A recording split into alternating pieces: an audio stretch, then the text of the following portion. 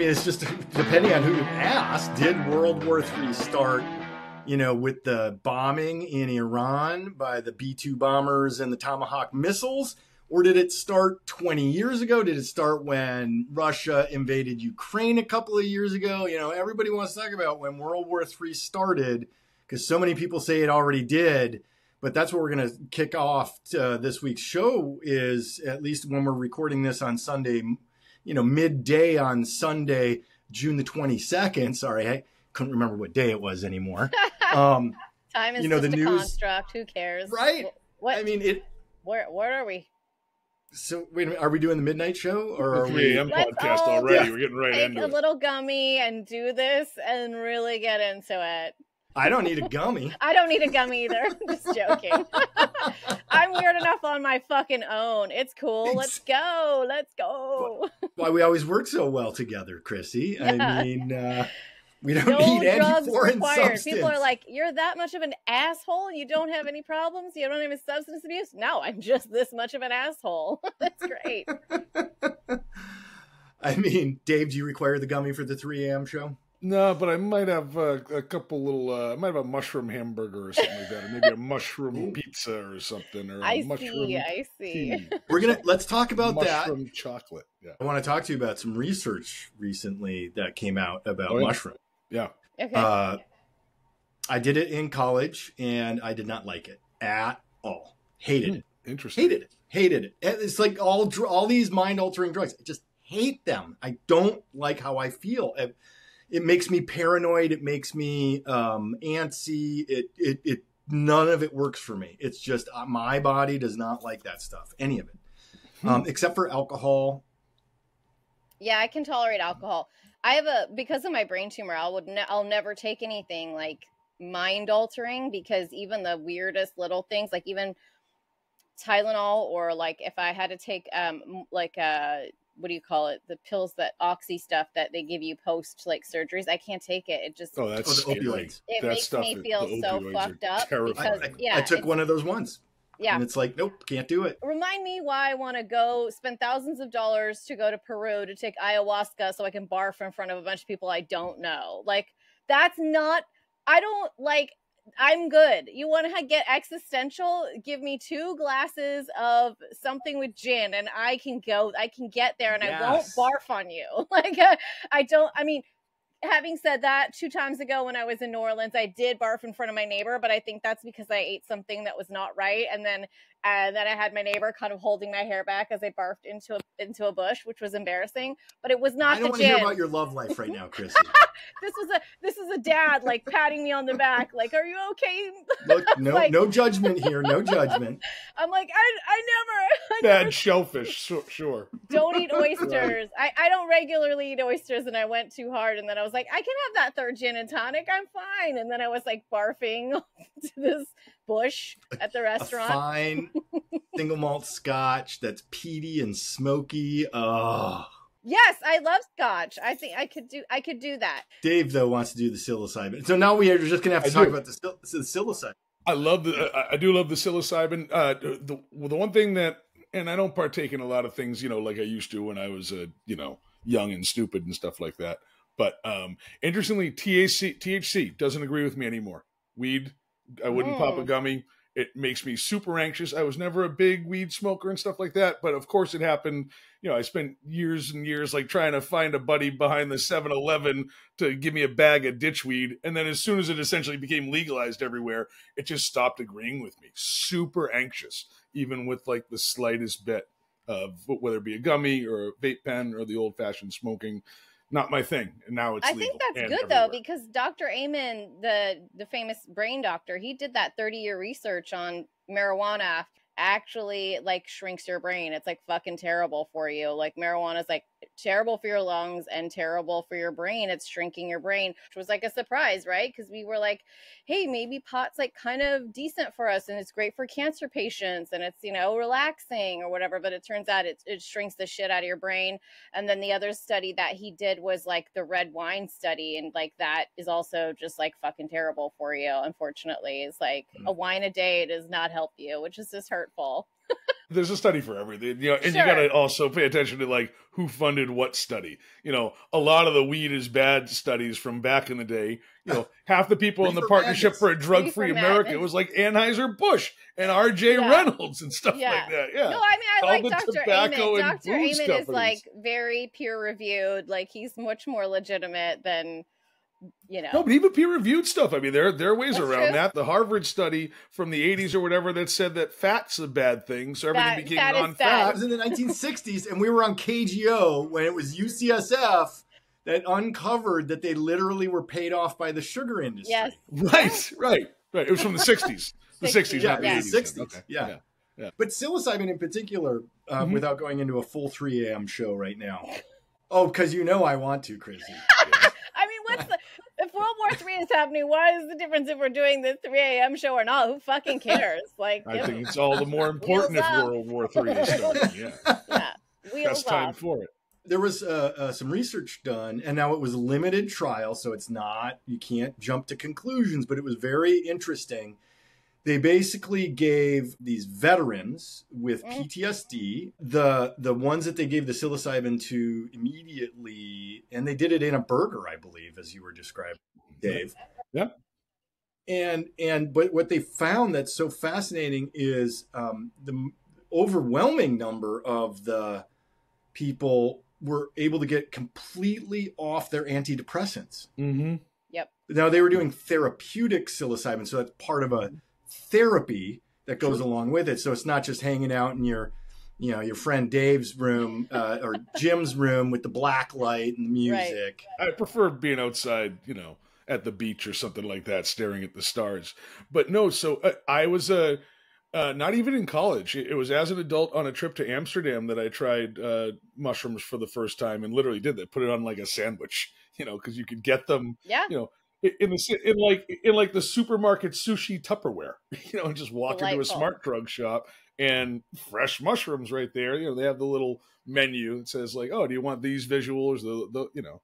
So I gave it and that was in adulthood for the first time. I was like, when in Rome, do as the Romans, and I enjoyed that one. Do as the Dutch. Yeah, when in Amsterdam, do as the Dutch. It agreed with me, and every time I've given them a go since, I've sort of been like, oh, I should mix this in more, and I don't do like the heavy trip or anything like that, but I will do a little bit of a microdose or even kind of medium, and I can feel sort of a reset of, you know, because it fires different parts of your brain, different synapses. Turns from off a key part of your brain. And but it can also it rewires. It can reconnect. Yeah, it does. Others. But the key is it turns off the part of the brain that's the sense of self.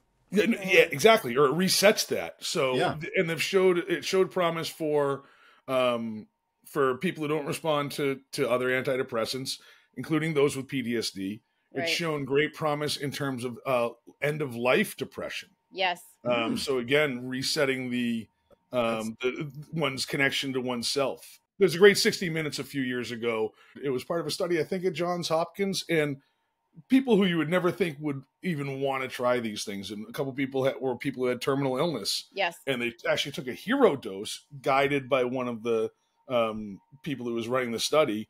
And the person was even, I remember one of the one was like, I didn't like the actual experience, but I'm at peace with my terminal illness now. Like, it worked. And so it's shown great promise in that way. And also in terms of people who have other addictions. As I don't want to say it's not a cure-all and stuff like that, but it shows promise for addiction treatment as well. Vice did a really intense episode about the different ones, and one of them was obviously a soldier with PTSD, and they used it as a way to just like get him to the point of being able to have cognitive therapy, because they kept putting him in therapy, and it's just like it was too traumatic for him to like make any breakthroughs because he was just too traumatized. So they used this, and then he was able to get it, you know, like essentially get to the couch, get to the chair, and like talk through and use talk therapy. But it was like his route there.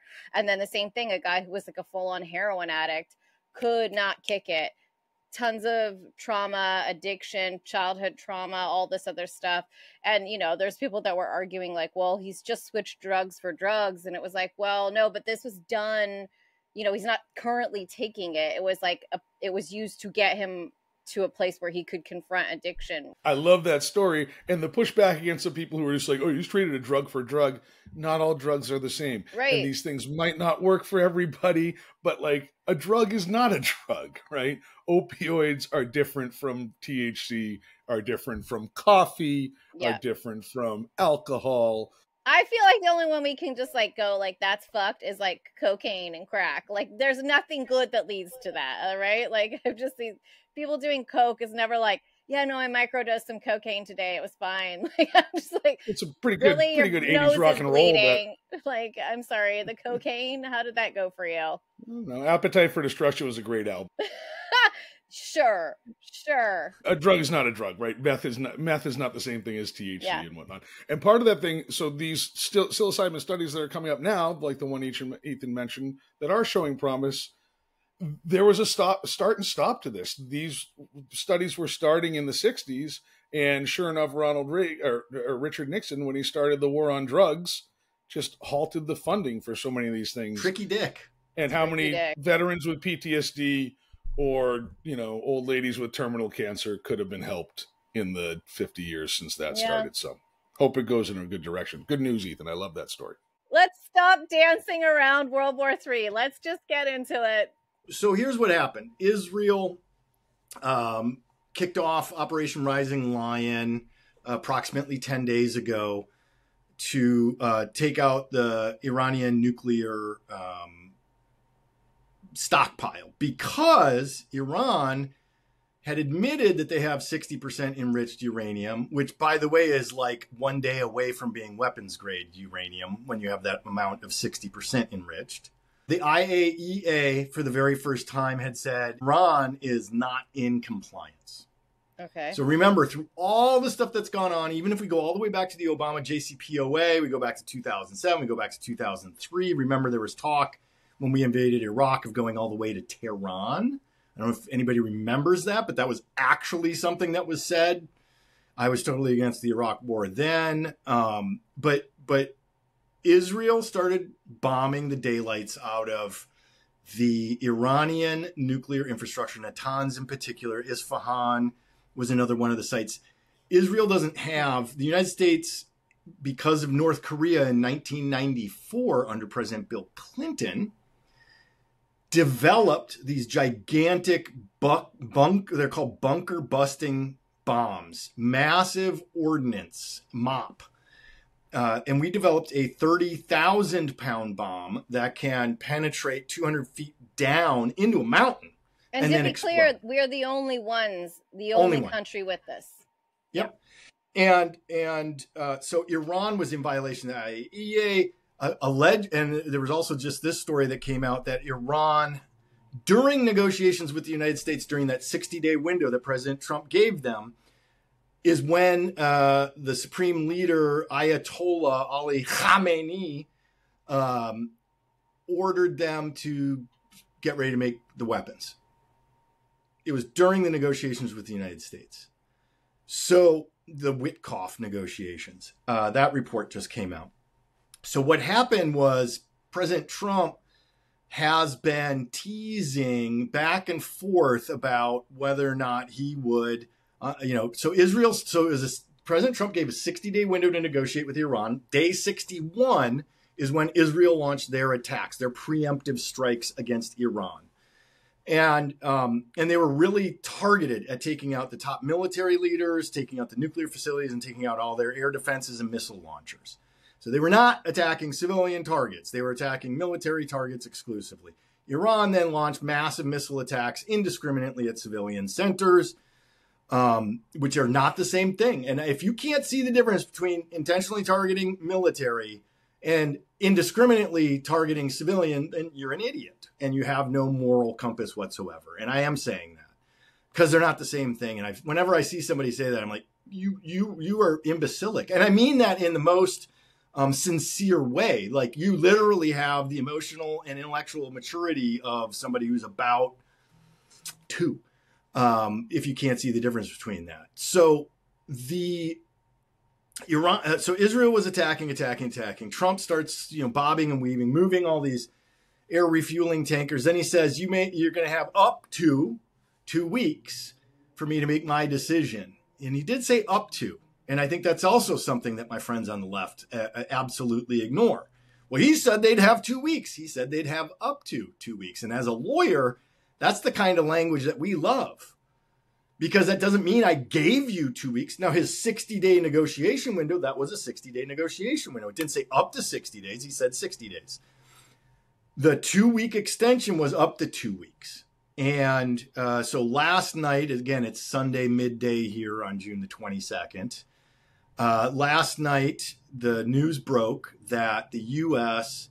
dropped 14 of these MOPs, the 30,000-pound bunker-busting bombs. So where it is today is I woke up this morning and I had to ask myself, ever since October 7th, I've had a lot of issues. I'm Jewish. Israel is the only Jewish country on planet Earth. The United States has been the only other safe place on planet Earth for Jewish people. Every other country over time has shown itself not to be safe for Jews. So when October 7th happened and 1,200 plus people were tortured, sexually assaulted, mutilated, murdered, and a couple hundred more were kidnapped and tortured, and some of them killed, including the babies killed with bare hands, people. And Israel's going to strike back. Yeah, we've had enough. We've had enough. And that's our country, and that's the way you're going to do it. And I think Hamas really fucked up royally for Iran. Now, remember, Iran funds Hamas. Iran funds Hezbollah. Iran has their entire military strategy in the Middle East is these proxies instead of Iranian forces being forward deployed. They have these proxies that they fund and arm that are forward deployed. And the Houthis in Yemen is Iranian funded. And they all have the same saying, which is death to America, death to Israel. So the United States is the great Satan. Israel is the little Satan. And that is what Iran has said since the theocrats took over in the whatever you want to call it, revolution or coup in 1979. And don't forget all of the Americans that the Iranians have killed over the years, starting with during the revolution. I'm old enough that I actually remember the embassy staff being taken hostage. Yep. And Jimmy Carter getting his ass handed to him by Ronald Reagan, good, bad, otherwise, it's a fact, and doing nothing. And they tried to rescue the hostage. It didn't happen. Iran then they killed several hundred U.S. soldiers in the Beirut bombing in 1983. Iran is the one who created those formed charges that were killing all the U.S. troops in Iraq. That was Iran killing our troops. And people seem to forget that. Well, why do we care about Iran having nuclear weapons? Because they have clearly stated that they want to destroy us as well. It's not just Israel. And you have to make sure that there's a nuance there, too, that there are Jewish Iranians, right? So no, and here's where the nuance, hang on. I got to cut that short because I keep seeing that come up, and it's such a load of shit, and let me tell you why. There are approximately 9,000 Jews who still live in Iran. Okay. Most of them left during 1979 or before, seeing what was coming. Yep. And a lot of them live right here in Los Angeles, by the way. Yeah, that was my point, is a lot of them are in California, the ones that... Yes, but there are 9,000 Jews left in Iran, and people keep going, well, look, the Iranian regime protects the Jews. No, they don't. No. They literally put up in the synagogue, which is totally not allowed. They have big pictures up of the Ayatollah, and the Jews in Iran must declare their allegiance to, which is totally against Judaism, right. Declaring that, oh no, he's our supreme leader. No. My point was it must be very confusing to be an American Iranian Jew. All of those Iranians that you talk about that are here, other than I know one who came here in the 2010s. Yeah. He's the exception to this, but every other Persian Jew that I have talked to say, yeah, we can't wait for the mullahs to be thrown out of power so we can go back home. Back to what has transpired this weekend. Is that where we're heading, do you think? Is regime change going to be a thing? The goal here really is, number one, to eliminate the ability of the Iranian regime. Again, I have to always clarify this. Israel has no issue with the Iranian people, none whatsoever. Jews don't. Most of Europe, we don't. It's the Ayatollahs and their horrific theocracy. But number one is the nuclear capability. Number two is regime change. We're definitely doing one. Are we going to get involved in two, do you think? I think with Trump as president, unlike past presidents, let's say George W. Bush, I don't believe that Trump, now this is just my belief, that I don't believe that Trump will take the steps that would involve U.S. direct involvement in regime change. I believe what he's doing differently is he'll use air assets. And I have heard nothing that indicates that he is willing to put boots on the ground. None. So if that's the case, the U.S. can't be involved in World War III. What'll happen is we're going to see some crap happen with the Strait of Hormuz because Iran controls that flow of oil through there. But between Israel and the United States, we've demonstrated now that Iran is can I say the word flaccid? I would like to know, though, Ethan, what your thought is about Iran's link to Putin and Russia, because Putin has always had like a vested interest in Iran. Yes. So let's start with the basics. Iran itself called Iran, Russia, and China the axis of resistance. So China and Russia are very close militarily, diplomatically, economically with Iran, right? So China loves having Iran and Russia for their natural resources, because China is one of those regions that has very little oil and they can never satisfy their oil needs domestically. So they love the sanctions on Russia because they're buying the oil cheap. Right. Same thing with Iran. They've been a key market for Iranian oil for a long time now when the sanctions ratcheted up. So they're very close. Iran developed these drones that Russia's been using in Ukraine. The Shahed drones are from Iran. And what's interesting is because Russia's been so bogged down in Ukraine, they really are. Russia has been unable to commit resources to defend Iran. Right. Furthermore, China flew in two military cargo craft at the very beginning on that very first day. I don't know if everybody remembers that. They were flying and then they turned off their transponders when they entered Iran. So we don't know exactly what they delivered, but China has stepped back as well because they realize that Iran is so weak. Yeah. And it's not Iran is weak. It's this regime is weak in Iran. They've spent billions of dollars building up Hezbollah and Hamas and the Houthis instead of reinvesting in their own country. Iran is a powerhouse. And that's the part that's so frustrating to my Persian friends is Iran historically is one of the great nations of this planet. Truly. If you love history, you know that Iran is the center of civilization for most, a lot of achievements in math and science and agriculture and history. It's where Babylon was. It's like the whole thing comes out of this one area, which is obviously why it's so fought over. But also it's like how sad for Iranians in some way that what is like, it's like the Greeks, but it's pathetic. You know what I mean? It's like the Greeks are like, you know, now they're like this cruise ship stop where they were this great empire. We all have like fucking fucked up issues with that being Greek. We're like, what? We were the greatest. I'm like, now you're a cruise stop. There's a Gary Goldman riff where he's like, you know, architecture and art and the Parthenon and then like thousands of years Greek and salad. Then Greek salad. God love them. They gave us a squared plus b squared equals c squared, waited 2,000 years to give us lettuce plus feta equals delicious. Now they're paying for it. I mean, hopefully this yogurt experiment will work out for them. So far, so good, I will say. And how embarrassing for Iran that also we, as in like globally, like whatever, our military allies and such, have dismantled Hezbollah, have weakened all of their proxies out there.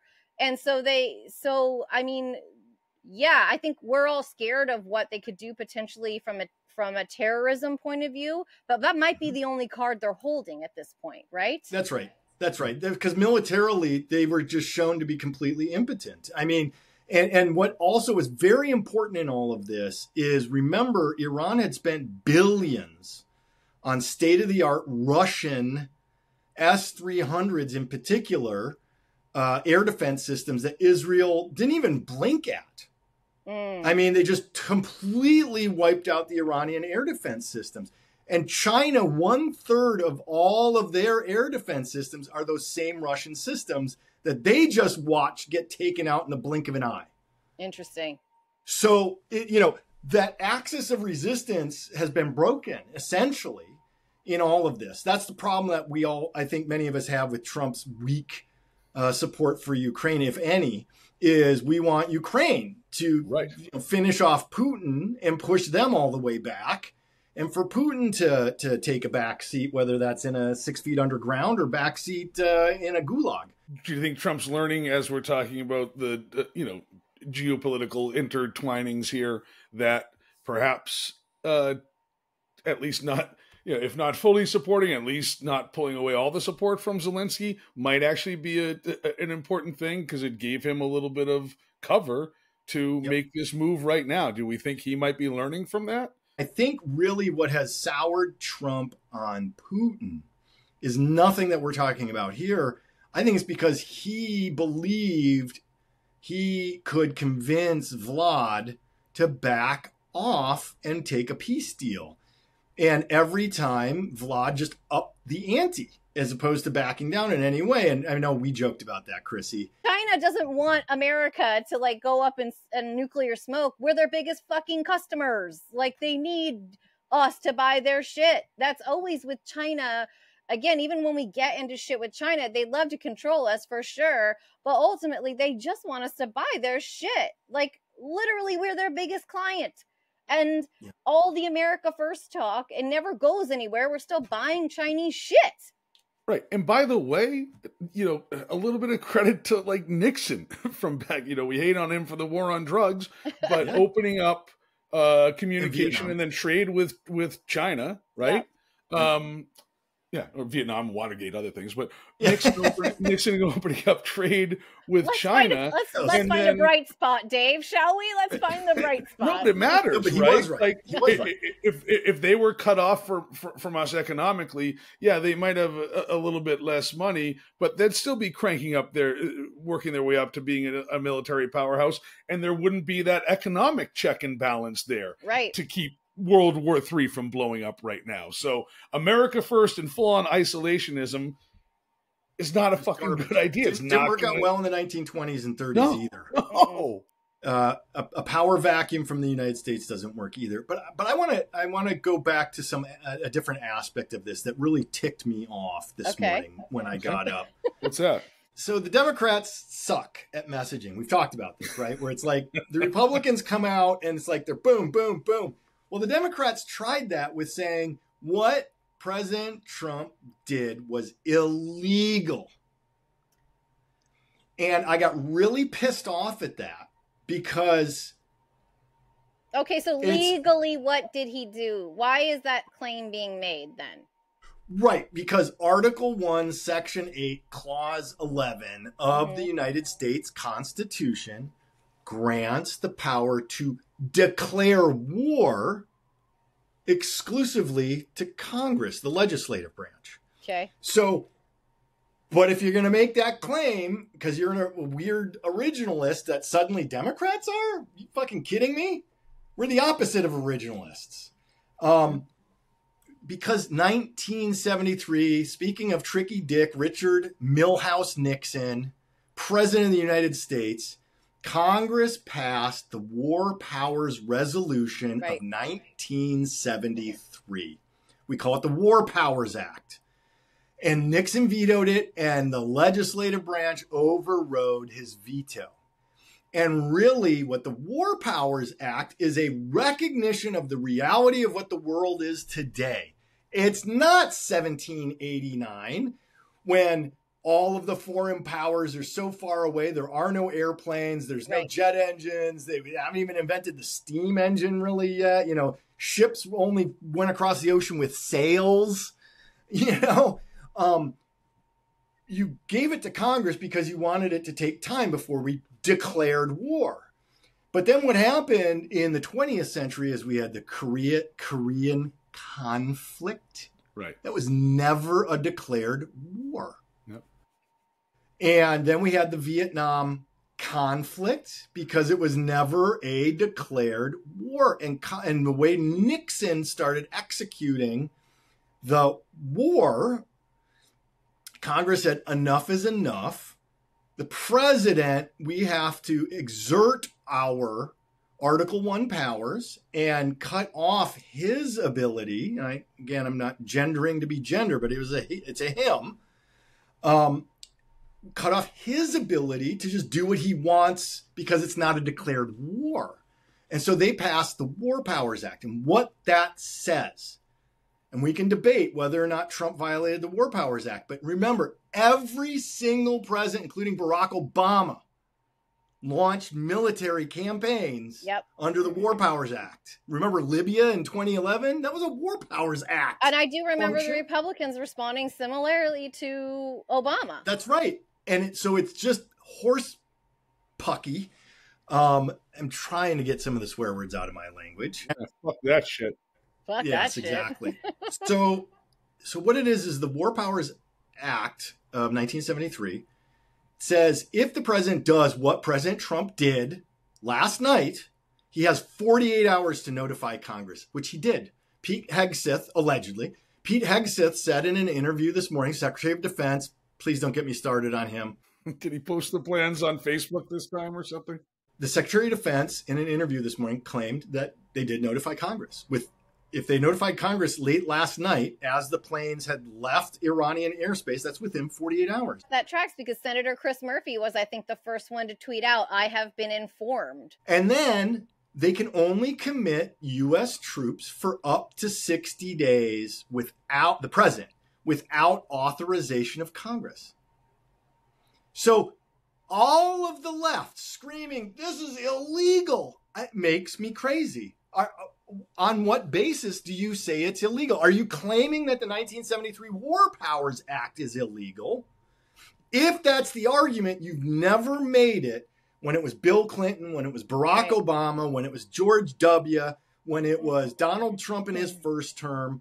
I can't recall if President Biden ever executed the War Powers Act. I don't think he did. So he's like the only president in memory that I can recall that didn't exercise the War Powers Act. But to go out and that's what your argument is?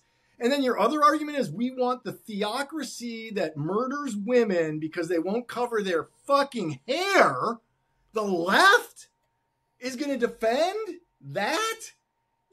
Gays getting killed, women getting killed. I mean, women have no right. It's insanity to me to hear my friends on the left defend anything about the Iranian regime. The one group that I give any space to in this conversation, because I know a few of them who are true pacifists, who literally don't believe that any weapon should exist, that war should exist, and that's just what they believe.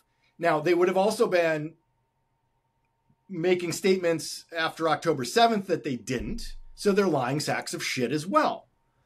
And that's my problem but I do genuinely know like 2 or 3 people that honestly are hardcore pacifists, honest pacifists, like literally condemned October 7th, condemned Israel's attack, condemned Hamas, they literally condemned everybody who commits war. Right. So but I know 2 or 3 that actually consistently hold that value. None of the rest of them do. It's all bullshit. And it leads most of us Jews to think, oh, it's just Jew hatred.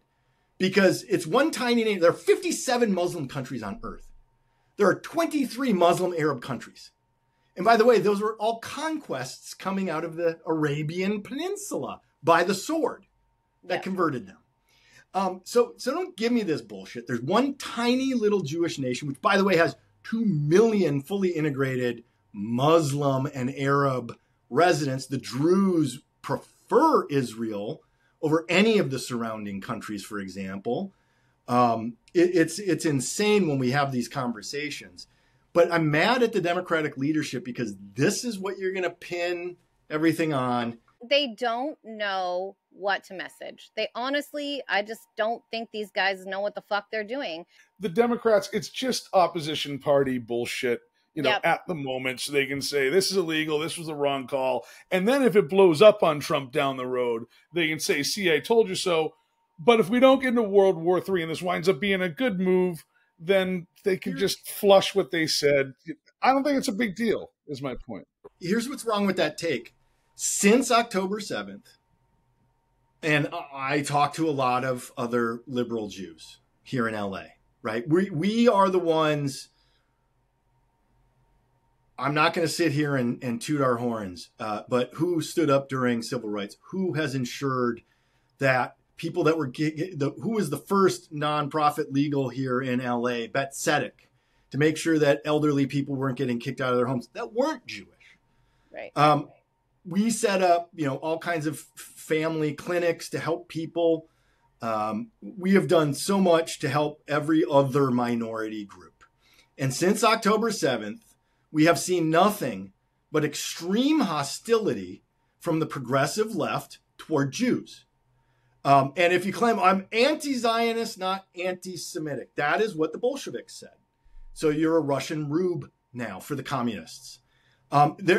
I've found maybe one person who can honestly claim I'm anti-Zionist without being anti-Semitic. Everyone else is following anti-Semitic tropes.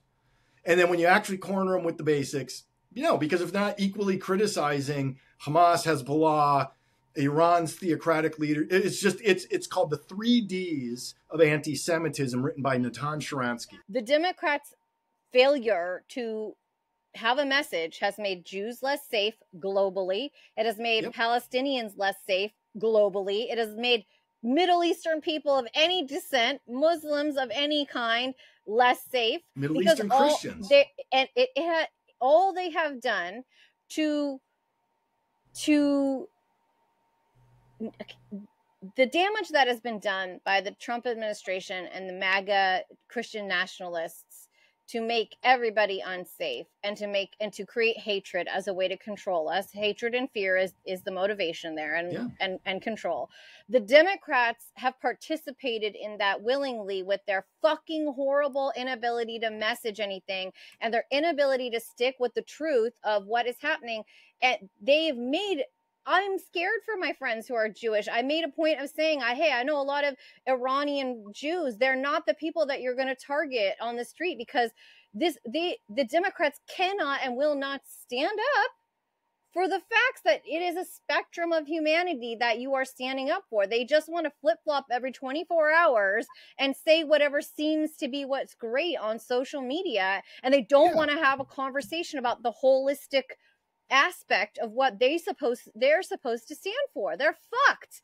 They're equally as evil and shit in this whole thing. And they're 100% the gang that can't shoot straight, and that's had horrible consequences for the country and probably for the world. No doubt about it. Everyone is less safe because of the Democrats' inability to fucking stand up for what is right and not say, we will not message on one thing like the Republicans do, which is hatred. We are going to force you to see the nuance in the spectrum. They will not do that.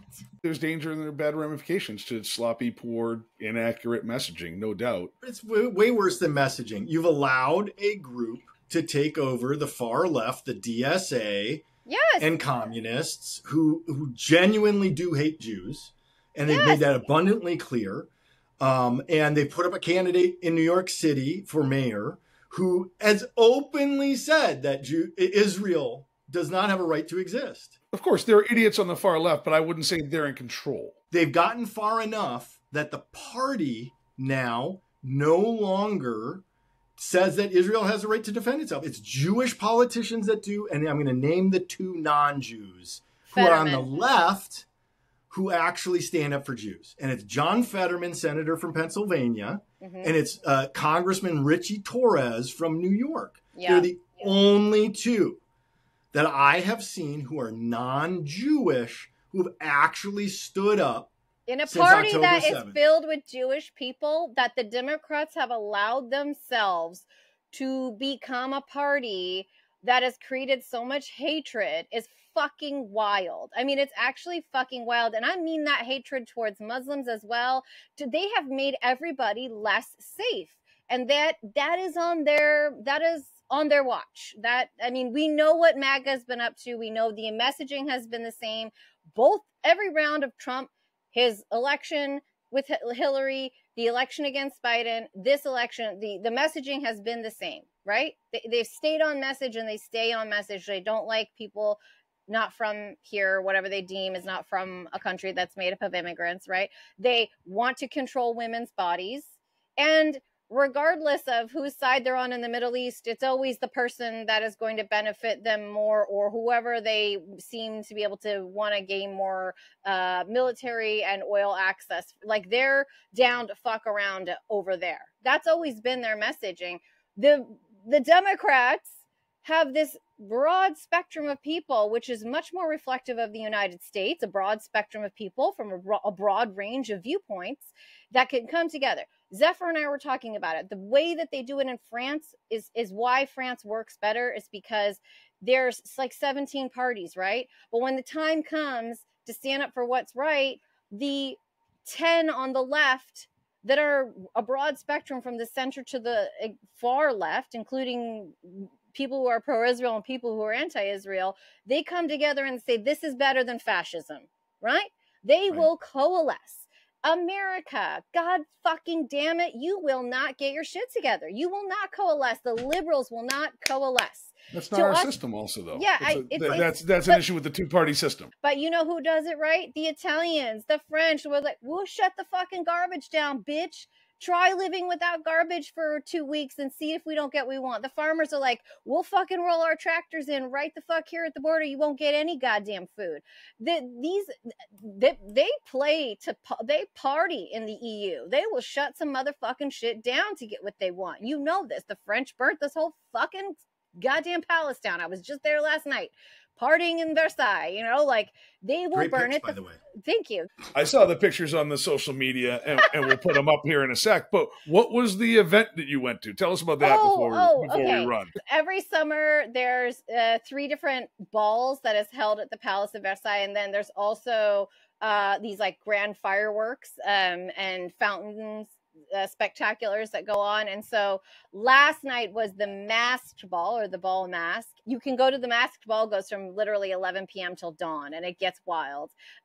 We did not go until dawn. You get to go in the Hall of Mirrors, like in this very small group, and see like a royal serenade and like dancing, and then you walk through and you go get to see someone sing opera in the chapel, and then you walk through and you're out in the garden. It's like a whole party in the gardens, and then there's the fireworks, and then there's the masked ball, or the fete gallant, which is even bigger and fancier, and the costumes are even more outrageous and ridiculous.